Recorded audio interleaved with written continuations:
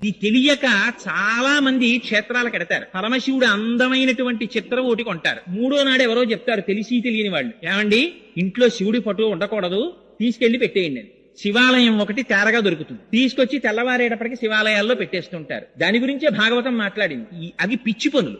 శ్రీచక్రం టీవీ. శివాలయానికి తీసుకొచ్చి శివుడి ఫోటో పెట్టేయడం ఏమిటి? నీకు మంగళం అక్కర్లేకపోతే, నీకు శ్రేయస్సు అక్కర్లేకపోతే, నీకు కళ్యాణం అక్కర్లేకపోతే, నీకు సుఖశాంతులు అక్కర్లేకపోతే నువ్వు శివుణ్ణి విడిచిపెట్టేసుకో, అభ్యంతరం ఏం లేదు. నీకు అశాంతి కావాలంటే, అమంగళమే కోరుకుంటే శివుడు నాకు అక్కర్లేదని చెప్పచ్చు. శివుడు అంటేనే మంగళం. అందుకని పోతన గారు, వ్యాసుల వారు నిర్ద్వందంగా చెప్పారు, నువ్వు శివుడు అక్కర్లేదని నిరీశ్వర యాగం చేశావు, అమంగళం జరుగుతుందని చెప్పి అమ్మవారు దేహత్యాగం చేసింది. ఏమైంది మొదలెట్టిన యాగం? తుట్టతుదకి చేసినటువంటి దక్ష ప్రజాపతి యొక్క శిరస్సు తెగి కింద పడిపోయింది. మనకి నేర్పింది భాగవతం. శివకేశవుల మధ్య భేదాన్ని చూడకు, శివుడు వద్దని అనకు.